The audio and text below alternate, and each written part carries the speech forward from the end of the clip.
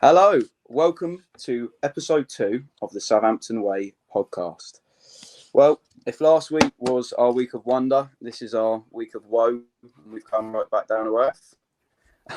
I'm Josh Seeger, and joining me today is Rob Maddox at St. Rob _ on Twitter, and the reporter for Southampton FC for the Daily Echo, Alfie House.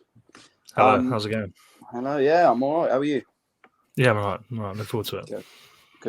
Good. Right. Well, I suppose we got to start somewhere and start somewhere Saturday afternoon. We slumped to another 1-goal defeat against a pretty beatable Villa side. I'll start with you, Rob. What was your overall assessment of that performance? Yeah, so I think the Villa game overall, performance-wise, I don't think it was that bad. I thought in parts we were definitely the better team, but Villa overall just had better consistency in terms of their overall play. I thought man to man they did play very well.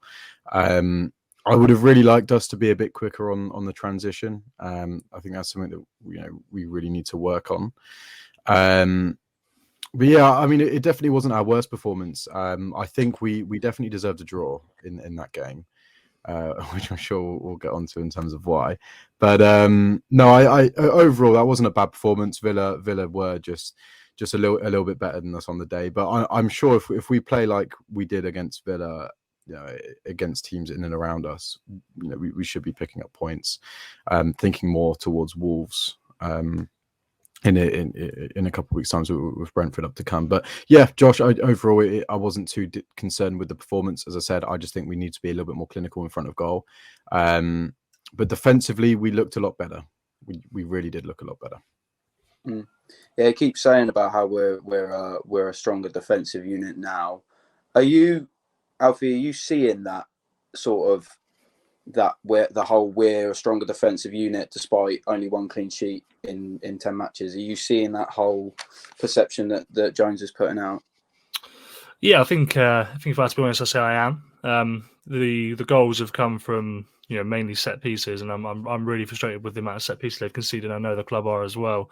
But I think they do look solid. He's tried a few different things. He's put Lianco in different positions, Salas in different positions, and we'll get on to the Newcastle game. I'd actually say that the Newcastle game, they weren't defensively good at all. I think they were actually let off the hook massively, although the performance was okay overall.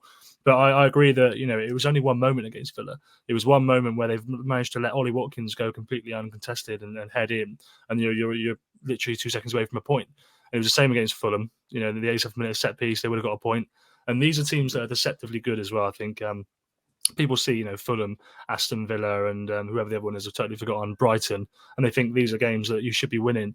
But actually, they're not bad teams. Fulham and Brighton especially are very, very good. And Unai Emery's a top manager who's got a lot more experience than Nathan Jones in top divisions. And I think you can see that.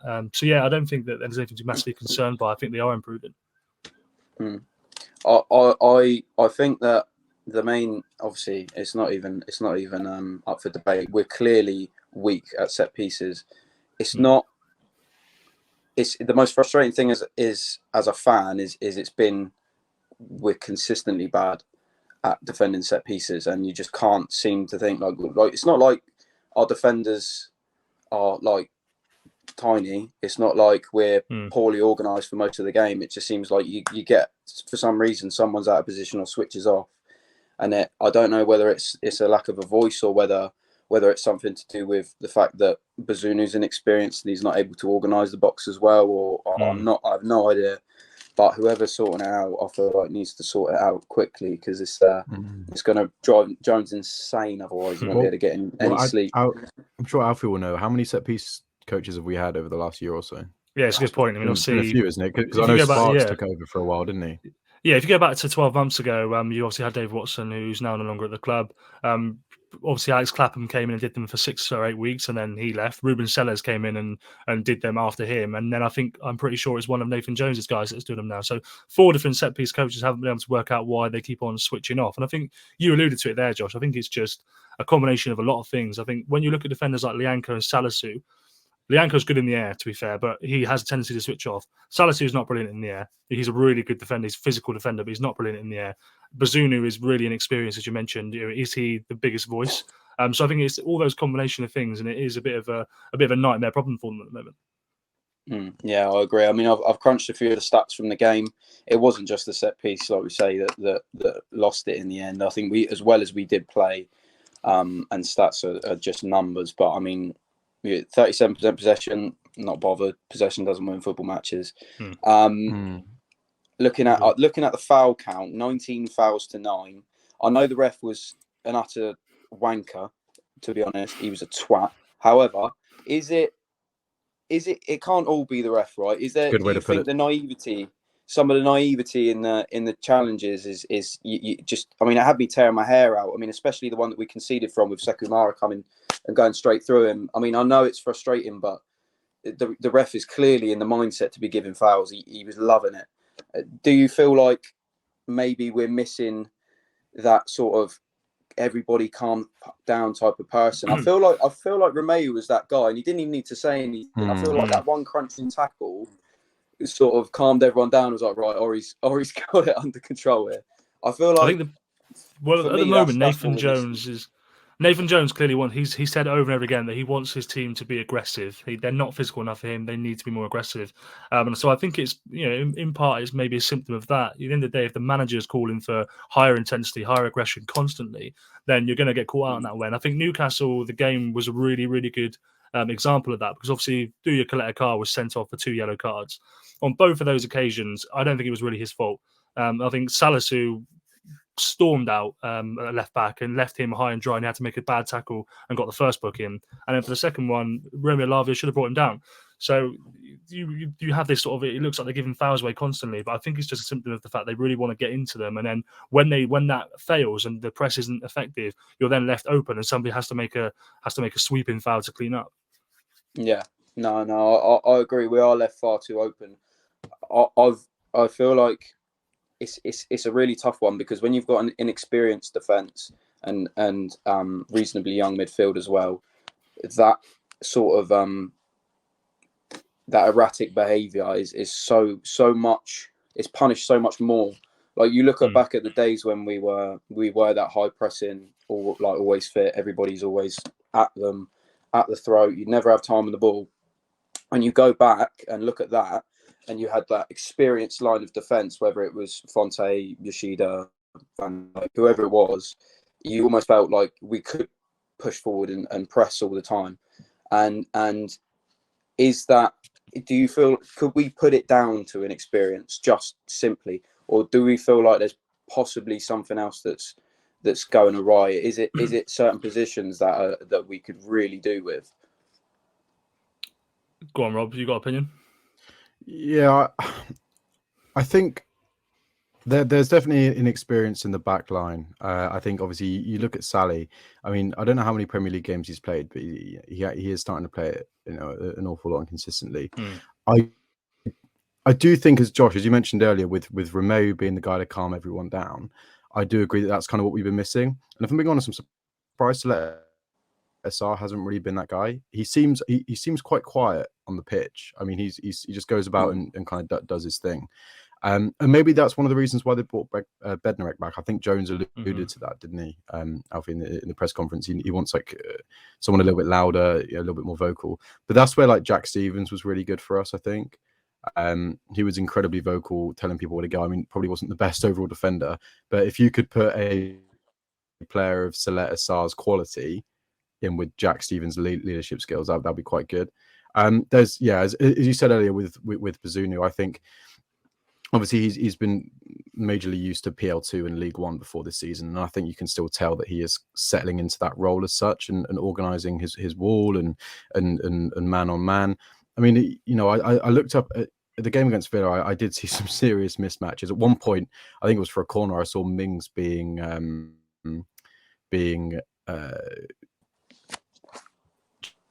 shielded by Elianusi, which I found a bit funny. Yeah. But yeah, I think overall we just need more organisation. I think Saleta Sarr maybe needs to be a little bit more vocal. He is the quote unquote 25-year-old experienced centre back as such. At the end of the day, that's for the coaches to work out, and they really should be doing that. We have enough case studies and examples of us being really shit at corners and free kicks, so I'm sure there's plenty there for them to work on the training ground. We'll get to VAR, but I think the first thing to be said is just before the break we had a bit of an extra break for a drone attack, which I've personally never ever seen. We now know the culprit was, but do you feel like we could have used that break a little bit better to sort of regroup, because it felt like we were sort of under it for that sort of 5 minutes before. I felt like that probably I was in there having a beer and I was saying this is the perfect time to get the boys together and fucking say let's go back out there and absolutely have it. And I feel like we were just a bit sort of holding on until half time after that point. Yeah, the problem is though, like, I mean, first things first, it wasn't Ali Law, by the way. He came out and said it wasn't him. It was just a fake drone picture. But second thing is that at the end of the day, both teams are doing that. So both teams are going to go in there and be like, we need to come out and get on top of them. So both teams can't be on top when they come out. And you're preparing for 4 or 5 minutes of football after what is a really bizarre thing. I think just deading it and getting to half time at that point is more than fair enough, because you come off for 10 minutes, you try and stay warm. The officials waiting in the tunnel, but the players went back into the changing rooms, probably bouncing around in the room, trying to keep themselves active. To come back out for 4 minutes of football, like it's a bit of nothing, isn't it? So I think that just getting it at 0-0 was probably the task. I agree completely. What did you think of against Villa? Were there any sort of standouts performers on our side for you? If I'm honest, I think from my perspective, our main threat was going through Sammy Dozie. They couldn't. Moreno couldn't handle him. Whoever he would come up against, he wanted to attack him, and I was really happy with that. I do feel like the only thing with Edozie is I don't know whether it's a game time thing, but sometimes it feels like he is a little bit lightweight and he can be caught out when it gets to the later stages of the game, which I suppose is a good thing when you've got someone like Orsic on the bench. But I think he was a threat. Was there anyone for you that you thought, yeah, you were sort of standout today? In my match summary, I spoke a lot about Diallo. Kind of just a word on Diallo, like probably the most consistently inconsistent player we have, right? But when he turns up, he's actually quite good. I thought against Villa on the ball, he was pretty shocking, from being fair. I mean, any pass longer than 10 yards, he was really struggling with. But I thought off the ball, he really put himself about. I can't remember who it was. He was chasing, but early in the second half, he was chasing a ball and managed to get around the man and pass it over to Prowsey. I think Diallo, for his standards, had a good game, and I think that's why Jones has put faith in him to play against Newcastle, obviously in the first leg. I do think in terms of standout performer, you're right. There wasn't really a standout. I thought everyone just played all right. As you said, Edozie looked good. Just unfortunately for him, he does struggle with his final ball sometimes, which is a shame because he's so talented on the ball. But yeah, no, I think Diallo did play nicely. For when it wasn't a set piece, I thought Saleta had a good game, and I thought Sally was decent as well. But yeah, for me, I think you're right. Edozie and Diallo did play very nicely. Yeah, I rated Edozie. I think he is brilliant. I was one of those that was slightly underwhelmed with the first choice of substitutions when they came on. Probably wrongly so, because we scored straight afterwards. The actual goal itself, for me, I mean, in the ground, I was absolutely incensed because I couldn't see where the foul was. I can kind of see like the little nip on his heel in the hindsight on Match of the Day, and I kind of get where the decision was made. Do you boys genuinely feel like that was a stonewall foul, like enough to overturn a goal? I personally, Alfie, you go first, mate. I believe it was a foul. Yeah, I personally believe it was a foul. I think I'm the only person of Southampton persuasion that does. But I think if we have to be honest with ourselves, it was a foul. Not for the push. The arm was nothing. But at the end of the day, he's trailed studs down the back of his Achilles in the area, and it's going to be given 10 times out of 10 for me.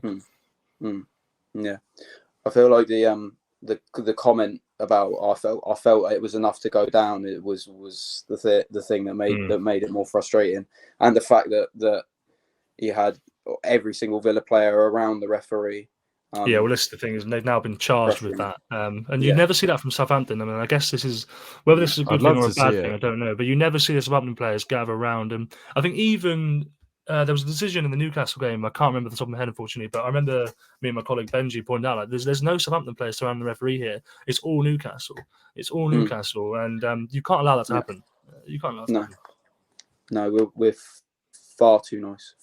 We always have been, and I think the only person who consistently will fight the corner is Lianco.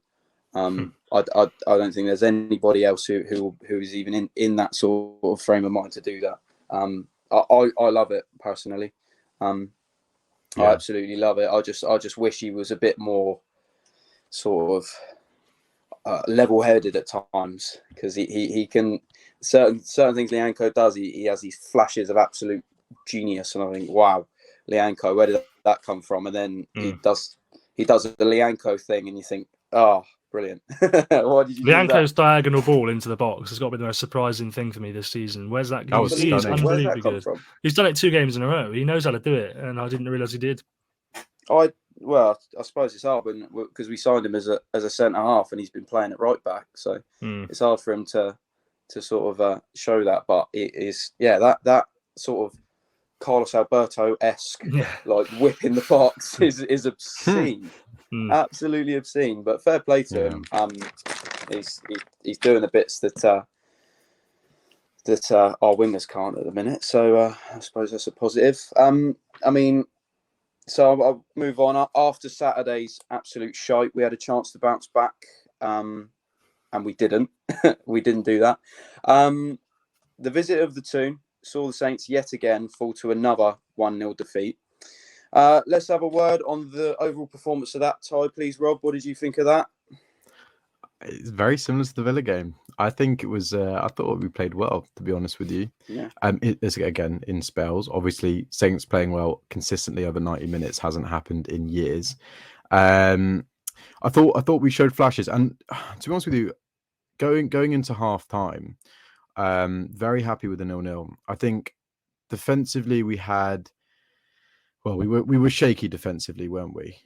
Let's be real. I mean, Joe Linton, I don't know how he missed that.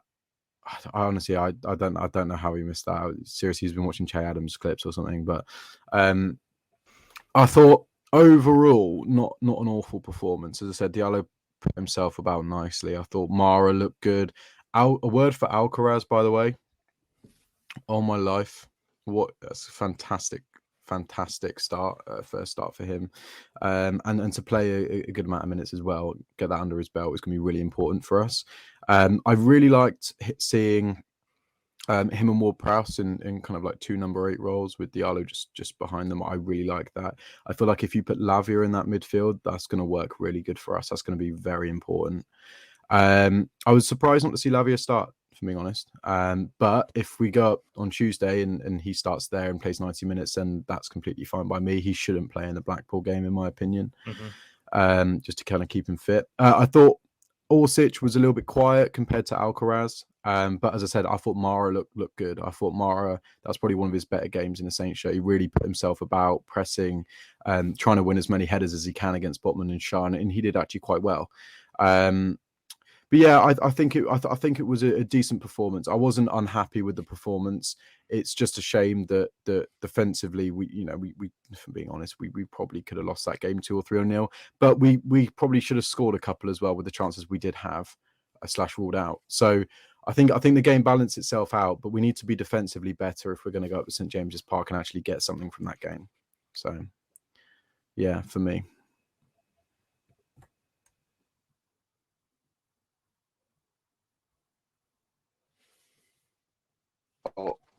I agree, especially on Alcaraz. I am excited to see how he can play. I don't want to over exaggerate, but he is probably easily the best Argentinian to ever pull on a football shirt. So I'm happy he's running our midfield now. Alfie, I'm gonna rip it off quickly. VAR, Newcastle. What did you make of it? Did you feel like, first of all, was Joe Linton's handball correct? Was our handball correct? Yeah, in the current iteration of the rules, both calls were correct, but I think it's boring, isn't it? I think when I spoke to Nathan Jones after in the press conference, he said you can't celebrate a goal anymore because you know it's going to go to VAR, and I kind of agree with him. You know, it's a cup semi-final. It's an accidental handball. Adam Armstrong's leg is being swallowed by Dan Burn, so he can't even get his leg to it. There's a 7-foot freak on top of him, and it just hits his hand and it's ruled out. And all that emotion, all that adrenaline is taken away from you. And like you said, we didn't really bounce back from that. But yeah, I think I'd echo a lot of Rob's thoughts in terms of just the general performance. I agree with Rob. Yeah, just a word on the VAR thing. Surely, if it's not, it should be a penalty, really, if it's going to get ruled out, right? Because that is a foul on Armour. Potentially, yeah. Or is it just that Dan Burn's twice his size and makes it look like he's swallowing him? But Armour's got an open net. Dan Burn's literally like scissoring. Well, I say scissoring him, PG, but you know, he's got his leg taken out his other one. I feel like that's a very harsh decision. What I do find interesting about the Carabao Cup is the fact that this is the first round that we've had at St Mary's with VAR, and we've played like 3 games at home. So it's I just find that really weird how like this game could have been played in 2 rounds ago, and it would have finished 1-1. That's what I feel. Well, actually, 2-1. Tell a lie. My apologies. But yeah, I think it is true though. With the Joe Linton one, they do cancel each other out. That's one thing I will say, because if I was a Newcastle fan, that Joe Linton goal should stand. In my opinion, that goal should stand. But the fact that they cancel each other out is okay. But yeah, it's just a shame, really, because I'm sure anyone at the game was going crazy when we scored. So you're thinking, all right, we're going to go up to St James's Park with 1-1, and everyone was going mental. And then it's like VAR pops up on the screen, and you're just thinking, shit, you know, like, it's just it ruins the game. But if it goes your way, if we go to Newcastle and it goes our way, then happy days. But it's just a shame, really, isn't it? I echo Jones's thoughts on that. Yeah, no, I agree. And I did say that Alcaraz is the best Argentinian to ever put on a football shirt, but the way Rasmus Ankersen described him in the interview with Adam Blackmore was that he's like a young Tim Cahill. I can kind of see where he's coming from. Do you expect him to play that sort of box-to-box role, or can you see him with that sort of attacking flair and that sort of drive to push forward? Can you see him playing further forward this season?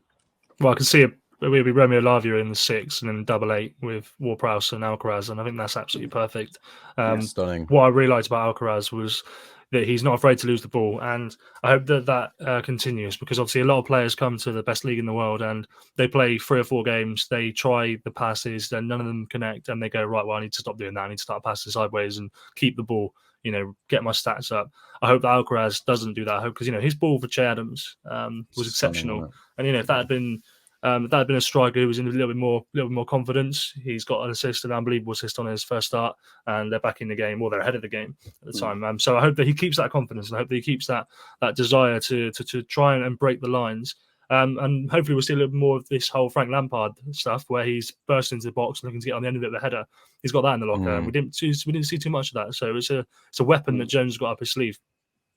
Yeah, I saw a couple of glimpses of it. One was against Everton, where he sort of, I can't remember who he played a 1-2 with, but they had the shot off, and Charlie was the man who ended up in front of the keeper waiting for a rebound, and I thought that was brilliant, because we haven't got that sort of follow-up, try and nick a goal type of person. And the other thing was that the ability to sort of pivot in the 6, like pick the ball up deep, turn 100%. drive forward is so positive. That ball, that whole situation was exactly what happened against Brentford. Was that Sport Republic first game that they came to? Yeah, it was. Was it It the was their 4-1? first game. And Romeu Yeah. played that ball through and Broja put it in. It was identical. And we've been missing that so much, that sort of defence splitting pass, that turn and burst forward.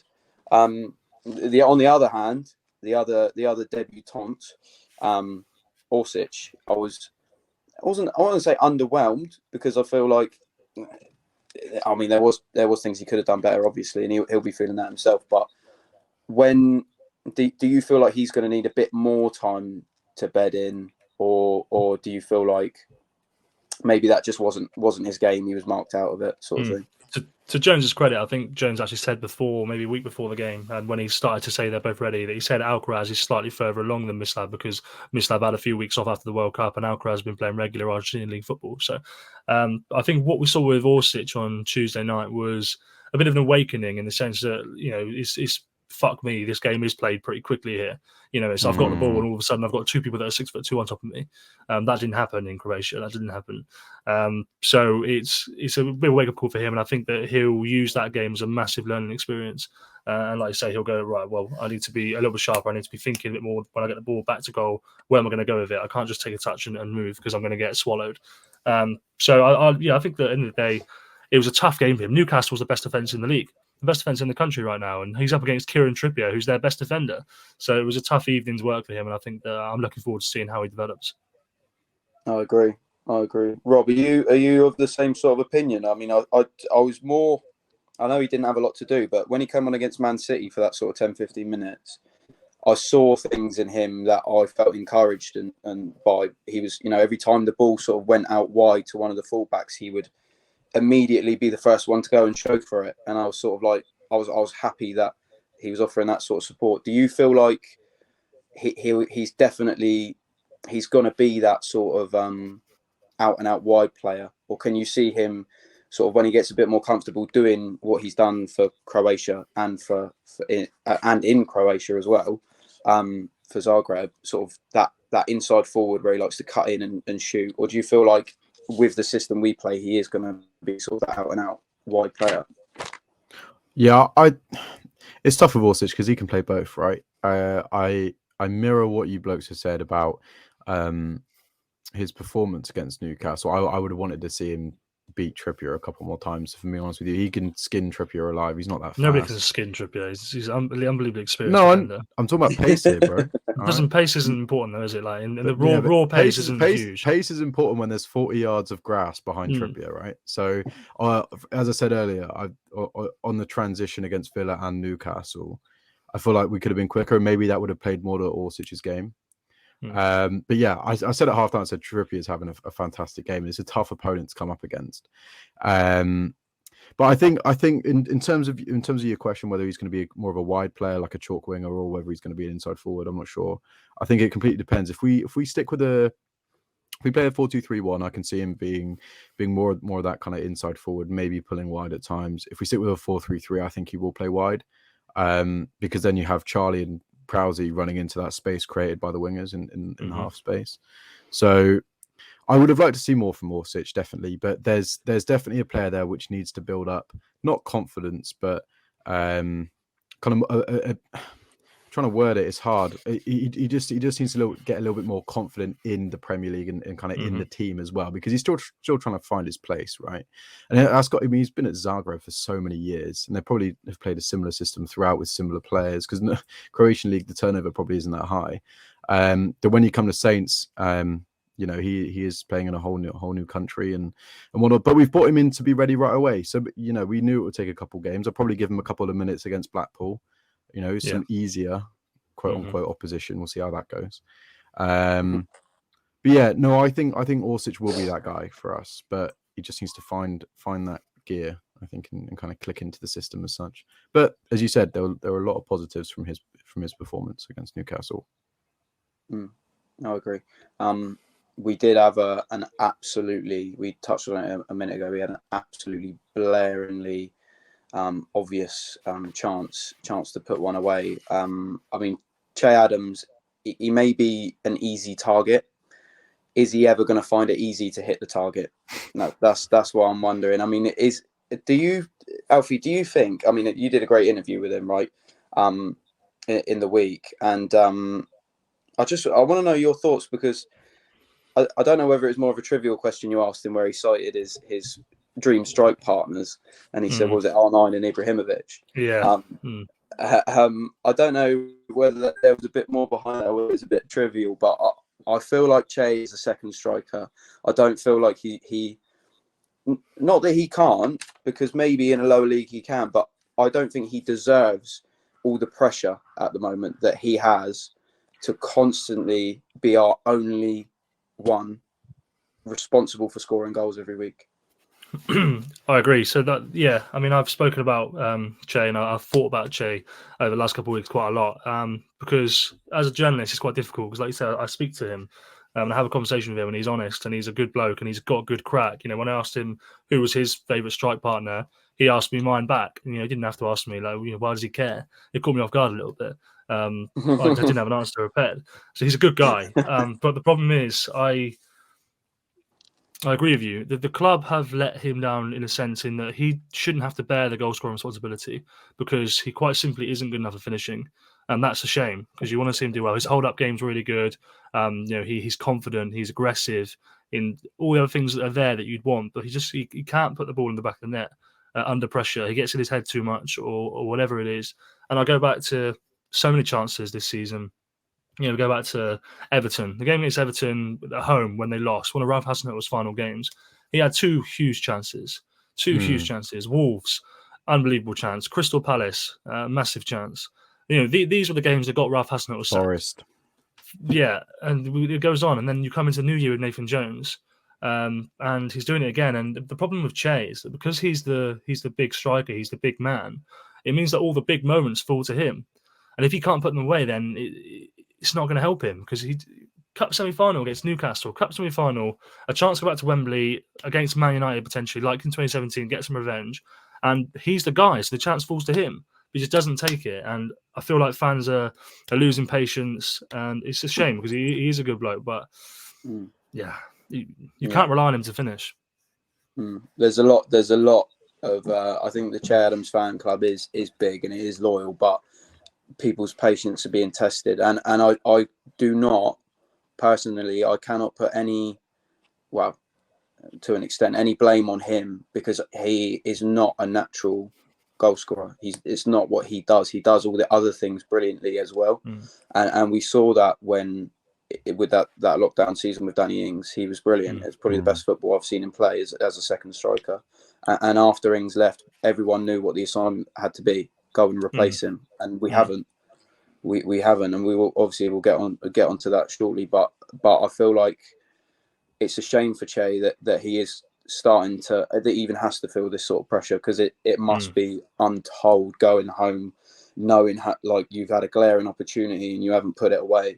But at the same time, going straight in when you're through 1-on-1 and you haven't got that confidence against statistically the best keeper in the league right now, what do? It's tough. Yeah. It's so tough. And I feel it's one of those moments, isn't it, where you almost want the ground to swallow him up. Like, you actually do feel for him. Like, everybody, he knew he went through on goal and he knew he wasn't going to score. Everybody in the stadium knew that he wasn't going to score, and that's the worst thing. I didn't even get hyped for it when he was through. No, because and you've seen that chance. You've seen that chance a number of times this season. He doesn't put them away. Exactly. Like you say, you have to feel for him, and obviously people say, he gets paid loads of money and all that, and fine, he's a Premier League footballer, life's not too bad. But yeah, you're absolutely right. The pressure of having to live that responsibility of being the guy is hard. And the club tried last summer. They got rid of Danny Ings, and they spent 50% of the money they got on Danny Ings on another number 9, an out-and-out number 9, Adam Armstrong, who had scored goals in the Championship. They tried there. That didn't work. Clearly, he's a good player, but he's not going to be the number 9. They need to do it again. They need to spend the other 15, 20 million on another one. Maybe 25. I agree. Yeah, I thought you'd do me. That's fine. But I mean, if we're talking about Adam Armstrong as an out-and-out number 9, which is what we bought him as, right? Because if I remember rightly, there was a stat going around that he was the second highest goal scorer in all of the English leagues. I think only Ivan Toney had bettered him, right? So he had the most non-penalty goals that year. Yeah, well, there you go. And obviously Ivan Toney must have pipped him with penalties. Yeah, but you don't get those goals when you're stuck out on the left wing as a right-footed number 9. Is it? Do you feel like it's more of a misuse of Adam Armstrong, or do you feel like he's fallen foul of the system of the managers because he just won't fit it? He's not tall. He's not a target man. He's not like he makes the runs, but he doesn't make enough to create enough space for the sort of the Prowsey in behind him. Che does those things well. Do you feel like Adam Armstrong is a victim of the system? No, I think that Adam Armstrong actually right now is a massive beneficiary of the system. If I'm being honest, I think his new role is, as accepted by Nathan Jones, is a wide pressing player. That's his new role, and he's happy with that. He's a decent level at it. To be fair, been good there. He's been good, exactly. Yeah, he's done well there. I'm not doubting his level. No. But what I am just when saying you look is at his that, goals. Yeah, no. But what I'm saying is, if you look at the goals in the Championship, a lot of them were rebounds. A lot of them were goals that should be saved. A lot of them were getting the ball played in with 40 yards of space and no defenders near you. That doesn't happen in the Premier League. Adam Armstrong, in the current iteration of himself, until he works on something in his game, he isn't going to be a Premier League number 9 because he's not fast enough, he's not strong enough, he's not clinical enough at the moment. So he's actually a beneficiary, in my opinion, being able to play that wide left role, that Orsic role, where he is good at pressing. He is good at, he is pretty direct at times, although he slows down plays. He has things to offer, and Nathan Jones really likes him. The squad really like him, and I really like him. I think he's a good player, but he's not the answer to the number 9. No, in my opinion, he's a really good squad player to have around. Mm-hmm. I think you bring him on in that, as Alfie said, in that wide left position. He's just going to run his socks off. And I know we've said we said it over the last couple of years exactly the same with Shane Long, right? But Alfie's right. I mean, Armour's never going to be that guy to play number 9. And I think we probably knew that Christmas in the last season. Because Broja came in and was just so much better than him and eclipsed him in every single aspect that a number 9 needs to be. Even when we were playing 2 up front, he couldn't get a look in. Absolutely couldn't get a look in. Even when we were in dire form, Broja still played, which that's a whole different conversation for why I think he did. But I think Adam Armstrong, I think Alfie's right. I think in the current system, playing in that number 10 on the left role, wide winger role, I think that works really well for him. He can chase the ball. It's not a very hard positional position to play. He knows that he just has to be within the centre mid, the right mid, and the full back. So no, I do think that there are aspects to Armour's game which needs to improve, like decision making and maybe one-on-one. You don't see Armour dribble past a player. It's either knock it and run, or he cuts inside and lays it off. There's no in between. And I wish he would add a little bit of tech to his game. But no, I think as a squad player, he's a good player to have and bring on when, not maybe when you're chasing a game, but if you're drawing or when you want to kind of see the game out, he can offer you that. He can put the opponent's defenders under some serious pressure. So the final thing I'll add about Armour is I spoke to him on Tuesday night after the game, and I think this is the most confident I've seen him, in my opinion, as a Southampton player. I think he believes in himself more, or he feels that he's believed in more than he ever has before. And I think that's as a result of just finding something slightly different that he offers to the team that isn't just, okay, you're here to score 20 goals. Yeah, I will say I have defended him to the cows come home because my man's quite he's a Saints fan and he's 70s kid, and so if someone's like, he's sort of like, well, if you're not good enough, you're not good enough, and I've defended him to the cows come home, and I will, because I do, as much as we didn't want to spend 15 million on a Shane Long replacement, we kind of have. And I felt that Longy was so important to us at points, right? Not like he wasn't the be all and end all, but Longy did a job that nobody else could do, and he was crucial at points for us. So I think it's more of like, for me with Adam Armstrong, is I kind of felt for him a lot because he clearly, like you boys said, he clearly wasn't ready to be a Premier League number 9. And at that point last season, he didn't even have that sort of that secondary role either. It was on the bench and then a flash 10-15 minutes every now and again to try and change something that was generally already lost. The thing I will say with him is I kind of, sometimes I do feel for him. I feel frustrated because I'll see him darting down the wing and into, acres of space, and there's nothing. There's nothing for him. It's happened a couple of times, and you hear it, and you hear the crowd absolutely roar as soon as someone's going forward down that wing into loads of space, and you see sort of like dawdling up, wandering up, and it's like you just want to put a rocket up their arse sometimes. It's so frustrating. It's so frustrating. I mean, I don't know whether that's a team mentality thing or what, but I'm sure it'll improve. So Tuesday night marked Nathan Jones's 10th game in charge of the Saints. There is still questions to be answered. It is still quite fresh, but with the greatest of respect, have we improved? Have we improved under Nathan so far? I've crunched a couple. I mean, we've got 4 wins and 5 losses. 2 of them were by 2-goal margins, which was Brighton and Liverpool, which were his first 2, obviously 2 league games. Every other result that we've lost has been by 1 goal. And obviously the only one clean sheet, which was against City.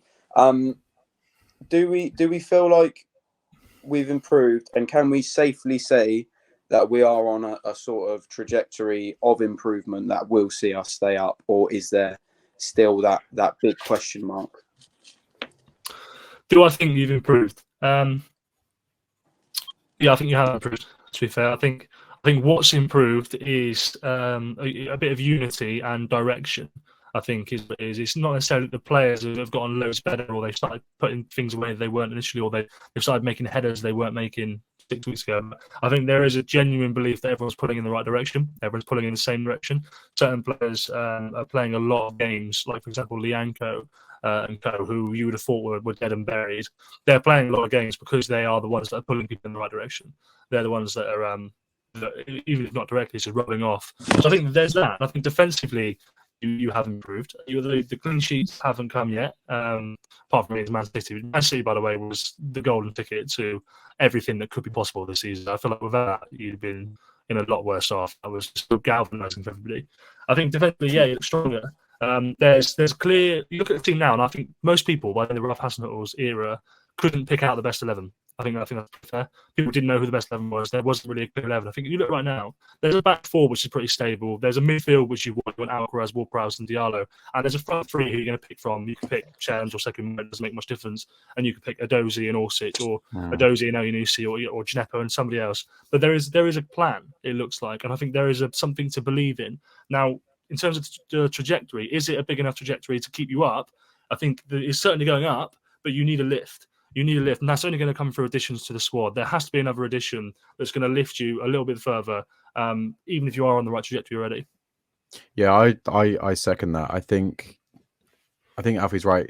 I think defensively we look so much better, in my opinion. I think from set pieces, obviously we look the same, really bad. But in terms of when the ball's in play, I think defensively we look good. We're a hard team to beat at the moment. I feel like anyway. I feel like we're a lot more robust in our defensive ways, and I really like the system. Where we're building up playing a back 3. And then we go into a 4-back, and I think that just frees up the midfield and the fence, and it allows our fullbacks to really push up. And I think a beneficiary of that is Walker Peters, definitely. I wouldn't mind seeing Perot maybe benefit from that system a little bit more, maybe a couple more minutes for him, because I think he could do really well in that position. We're back. Yeah, let me finish. We've been talking the whole time, so yeah, we've continued. So let me go. So I was talking about Perot. I think offensively, we still need to score more goals, and maybe that comes from a player in the window. But he's revitalised Ward-Prowse this season. JWP has been a 4 out of 10 this season. Jones has put him into that role. He's back to himself, which is great, which is exactly what you want to see. I think Mara looks really decent. I think he's now ready to push Che for starts. And Salet Assar, him coming into the side has been massive. It's been huge, and obviously Lianco. I mean, enough said. I think he's slowly getting to where he needs to be. Obviously, he cost us 3 points against Forest, right? Or sorry, a point against Forest, should I say? Che costing us the other 2. But yeah, I think the squad's in a better place. I think we look better. As Alfie said, there's a lot more unity in the team. Everyone's kind of pulling in the same direction, where they were probably feeling a little bit lost under Ralph. So for me, yeah, there's positives. but we need points and we need goals, and that needs to come soon, or it all means absolutely nothing. So it has to start showing results soon, or it just, as I said, it means absolutely nothing that we're all pulling in the same direction. Yeah, I agree. That exact point moves us onto one of the closers, and it's transfers. Obviously, we had a bit of a cheesy one today. James Bree signing, which is I don't, I don't mind it. I don't mind that signing. I don't at all. It's just not the one everyone's hoping for, is it? Really, at this present minute. We've been linked with God knows how many throughout this window. It started with Terran Moffey, that looked pretty good, until it wasn't. Now it doesn't even look like he wants to go to West Ham. He wants to stay in France. You had Nicholas Jackson was another really strong one. He's going down the road. Funnily enough, maybe not now. With his medical, it might not happen, but they're prepared to pay the money for him. Another one I saw that was quite exciting was Haji Wright, who I watched play for America in the World Cup. I thought he was actually quite a good player. Slightly worried about the consistent links coming and dropping off. How likely do you see it, Alfie, that we get someone in this next 5 days to play number 9? I think to play number 9 is probably almost very unlikely. To play number 9 specifically, I think that whatever happens now, it's not going to be your first choice. As what I said to you before we went on air, it's not going to be your first choice. Clearly you've missed out on a few targets that you wanted. The club are working hard. They are putting bids out. They're putting feelers out for forwards. But as we've seen with a number of them that you've named, it's not that easy. It emerges. And I think James Bree is a good signing. Like he plays that right centre half, that right back in Jones's system, which is a fluid 3-4. And he offers that flexibility, same as Lianco, who basically played the exact same role Lianco will. But yeah, that forward, you need it, don't you? And I think it's so obvious that you need it. But if they can't do it, Jones told us, when I spoke to him last week, I said, if you can't get a forward, are you going to be comfortable with the ones you've got? Are you going to be comfortable with Che Adams, Sekou Mara, Adam Armstrong? And he told me that they're not going to knee-jerk. They're not going to waste money, so to say, on a player they don't know that well, just because they need one. And at this point, if they've gone for all the ones that they have gone well, then who's left? Yeah, it's very true. Is it only the ones that are going to knee-jerk? So I'm not massively confident, but I'm hopeful.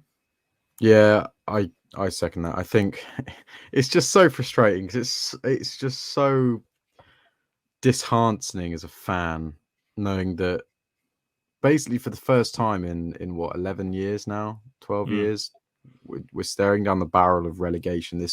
This quote unquote golden era for Saints is coming to a close by the looks of it. It's just been a golden era, is it? Well, mate, if you told 10-year-old me that we'd whatever 12-year-old me that we'd be in the Premier League for over a decade when we went up, my God, that is definitely a golden era in my opinion. From League Especially One, sort of 14 to 16, 17. Mate, the things I'd do to be a couple of years older during that period. Oh my God, but yeah, I think it's just frustrating. And I mean, the board can put feelers out, they can put bids out. But the way the fans are going to judge in this window is if they get a striker. And if they don't, I worry for what we see online. And I'll be a part of it because I think it's a failure of the club, the fans, the players, the manager that we don't get a solid number 9 option in. I've said it. I'm bored of it. I'm bored of the talk now. Absolutely bored of it. We had the summer. We had the World Cup break. We had the months in between to prepare. We've had what? Since the summer window opened, what's it been, like 8-9 months now? Something like that? To get more than maybe. To get a striker in that we need, and it just hasn't happened. And we have money to spend. We do have money to spend, and it just hasn't happened. And it's as I said, I think it's a failure for everyone involved. Rasmus Ankerson, you've got to look at yourself and think, what the hell are you doing, mate? Goldmine effect, right? High performance sport. Yeah, we can't perform well without a number 9, and we know it because Che's not good enough as a finisher to kind of keep us up. So I'm bored of talking about it. I just want the club to go in and get a number 9. We do just overpay a little bit. I know they don't want to, but It's the thing And that I you end know, up and I going know we'll for get our eyes Guido ripped out. Carrillo, and all of a sudden you're down with 25 million less money. Yeah, Bro, we're gonna get our eyes ripped out, whatever it is, Mm. because there's like 3 or 4 days left of this window now. Doesn't matter who it is, we're gonna be overpaying. But would you rather overpay by 5-10 million or get relegated? It's an easy decision. Well, to no, make for but me.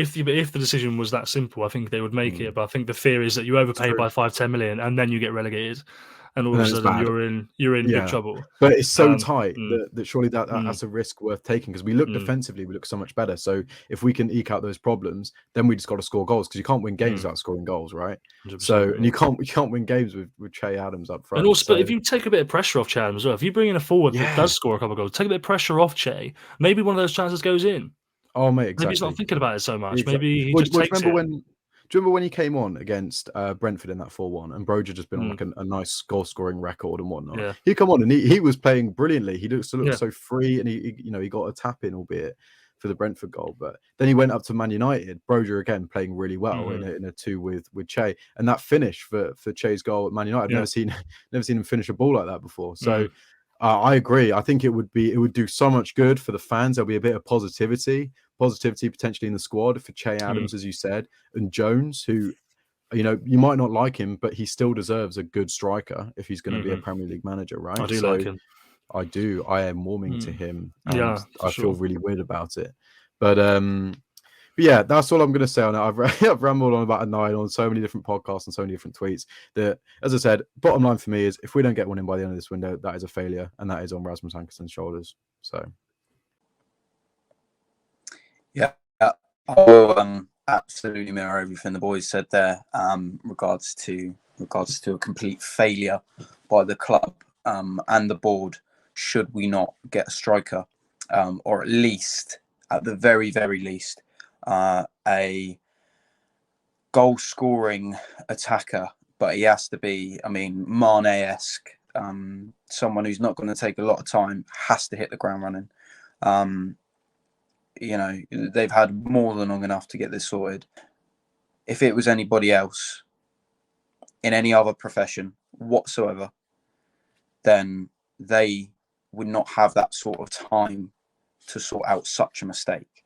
So completely agree. Rasmus Ankerson has got a lot to answer for. For eagle eyes or not so eagle eyes watching on YouTube, you'll realise there's a quick change of scenery.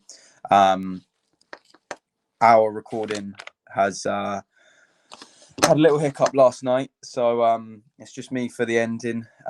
You lucky people. So I just wanted to have a quick recap. This is the next day. A bit more has come out regards to transfers and so on. So we are aware now that Bournemouth are not signing Nicholas Jackson. They have, however, signed Antoine Semenyo, who Saints were linked with as well. Bristol City, Ghanaian striker. I'm happy because I personally believe that he was certainly not the answer. We have also had a bid rejected today for Suleimana, who's a young winger who plays in the French league. Again, a winger, fantastic. But now, then what? You know, we've got to get a goal scorer. I haven't looked at Suleimana's stats. I'm not saying he's not a good player and he won't be a great player. I believe Alfie was sat in with the press conference today with Nathan Jones, and he was slightly on the fence. On one hand, he's saying that you know, they've done good business. On the other hand, he's saying that he needs 1 or 2 more. I feel bad for Nathan Jones if he doesn't get what he needs, because he's going to be set up to fail by his own board. This will be the same board that will refuse to hold their hands up. And you can come back to this video if we go down, and you can hold me responsible for this one. But I will guarantee you, it would take a heap of fan pressure should this go tits up to unseat Nathan Jones from the managerial position. I hope it doesn't happen. If it does get to that point, it won't be on Nathan Jones. It will be on the board for failing him. He is being set up to fail if he doesn't get given the right forward player. It is so obvious. It's almost painful. It's almost painful to watch. So we'll see. There's 4 days left now. Hopefully we can get our man, whoever that may be, and we can kick on from there. Quick review. So we're playing Blackpool tomorrow in the FA Cup. Interesting one. Jimmy J Morgan wasn't in the Premier League 2 squad today. Fingers crossed. That's got nothing to do with him coming out in the week and not accepting a professional contract. And hopefully him not doing that is purely on a I need some game time basis. And I hope to God that the club listens, because it's always been part of the DNA, the Southampton way, to develop young players and bring them through. And Jimmy J Morgan is up there with some of the best youngsters in the country. That is obvious to everyone. So I'm hoping that tomorrow Jimmy will be in the squad at the very, very least. It'd be nice to see him start. I don't know if Jones will take that sort of risk, because Blackpool aren't a pushover. Blackpool aren't. We got to bear in mind that they did turn Forest over the week after we got beat by Forest. I don't know what sort of squad they put out, but they are a banana skin, and we just need to make sure we don't slip on it. Simple as that. Be nice to see Orsic get a run out against the lower league opposition, maybe build a bit of confidence, and it would be really nice if the boys can use the opportunity to get some confidence. I think a win is the very, very, very least we should get from this. Whether we do or not, we will see. Newcastle away Tuesday. That is massive. That is absolutely massive. If we can go to a St James's Park that will be absolutely rocking and turn those Geordie bastards over, I will be the happiest man on earth. And I believe Duya Shaleta will be so key to that. He can serve his ban against Blackpool. And my God, if he comes back and turns him over and gives Jacob Murphy that little... I'd have to get it tattooed on me somewhere. It'd be unbelievable. I hope we can do. I hope we can win. The tie is certainly not over. We've needed a striker for weeks, but to get one before deadline day, before that Newcastle game, give the squad a lift. It's so important. It couldn't be any more important, And I hope we're sat here this time next week talking about a Southampton Carabao Cup final rerun against Man United. It's more than likely looking like United after they beat Forest in the first leg 2-0. It would take an absolute miracle now for Forest. It's just about everything I've got for you this week. Thank you very, very much for the current support we've got on the podcast. The opening reaction has been great from everybody. So if you could keep on listening, keep on sharing it, give us your feedback. If you've got any feedback for us whatsoever, send it in at Saints Way Pod on Twitter, or go onto the Southampton Way podcast Facebook page where you can send us your feedback, or even leave a comment on the YouTube video. It would be greatly appreciated. I will shout out some of the comments. Please leave us your views. Which striker should we be going for come this Tuesday? And we'll be sat down next week talking about the ones that did and the ones that didn't, or all of them that didn't, which is more likely. We'll be talking on a more positive note on Friday. And thanks again for listening, everybody, and hope to see you next week.